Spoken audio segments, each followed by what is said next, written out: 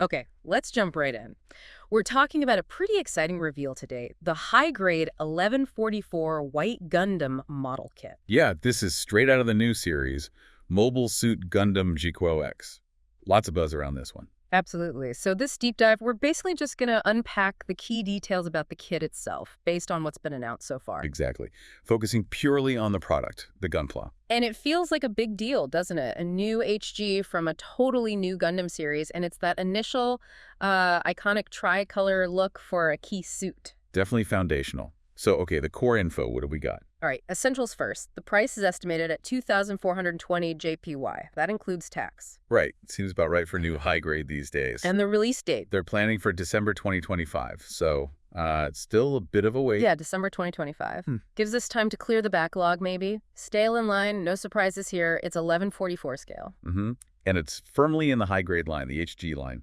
Specifically the high grade Gundam GQuuuuuX line, HGQuuuuX for short. HGGQEX got it. And size-wise once it's built. You're looking at about 12.5 centimeters tall. That's roughly 4.9 inches. Okay, standard HG size.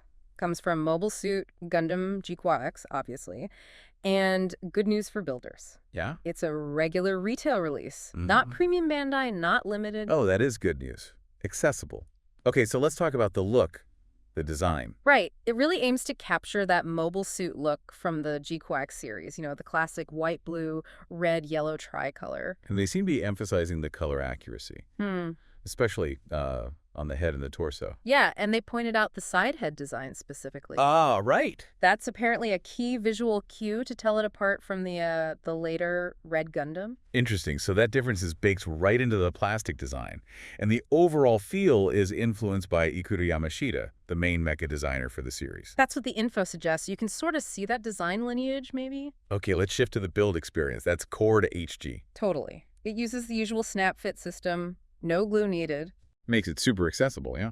Easy for newcomers or just a quick build. And the color separation. It's achieved through parts molded in different colors. So ideally, less painting needed right out of the box for that show-accurate look. You still might want to panel line or add details, but the base colors should be there. What about posing? Expect good articulation. Modern HGs are usually pretty great for dynamic poses. They mention a focus on the torso and hips being flexible. Nice. Now, something for the more experienced builders. The core block system. Ah, yeah. Part of the RX-78 lore, but like many HG versions of the Grandpa Gundam, it's probably not functional here. Right. They usually omit that transformation gimmick in HGs for stability and simplicity. Exactly.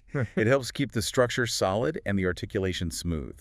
It's a common trade-off in the high-grade philosophy for these kinds of suits. Makes sense. So what's actually in the box besides the Gundam parts? Weapons? Yep, the classic loadout. You get a beam rifle, beam sabers, and interestingly, a hyper bazooka. They specifically called out that this bazooka is a new mold. Ooh, a new mold. That could mean a slightly different design, or maybe it's just particularly important in GQuuuuuX. Could be. We also get the shield, of course. And mounting options. Yeah, it comes with parts to attach it to the arm or the backpack. So you have some display choices there. Cool. Anything else? Hands? Stickers? A set of hand parts, yeah, for different poses or holding weapons. And you get a sheet of marking stickers and another sheet of regular stickers. Okay, typical HG inclusions. Now, just briefly, the lore context for this suit. The RX-7802 White Gundam. Right, the GQuuuuuX story. This is the Earth Federation's, top-tier mobile suit, the cutting edge. And it's positioned as the foundation, the blueprint for all the other Gundams in this particular timeline. Pretty much. But here's the twist, and why this kit representing the initial form is interesting. Go on. A major plot point is Char Aznable captures it. Whoa, okay. But then it gets modified into the Red Gundam, piloted by someone named Shuji Ito. This whole event apparently changes everything in the GQuuuuuX version of the One-Year War, even leading to Zeon winning. Zeon wins. Wow. And this pilot, Shuji Ito, interacts with Amato Yuzuriha, the pilot of the actual GQuuuuuX Gundam. That's the setup, yeah. It's a really altered timeline. Fascinating. So this kit is like the before picture of a suit that becomes central to this whole alternate history. Yeah. If exploring these kinds of details and what ifs is your thing, definitely consider subscribing to the channel. We love digging into this stuff. Absolutely. And it makes you think, right, seeing this White Gundam kit, knowing it becomes the Red Gundam in the story. Yeah. What does that shift the color, the pilot, the allegiance tell us about how even a machine's identity, its purpose, can just be completely flipped by war and circumstance? What really strikes you about that kind of transformation?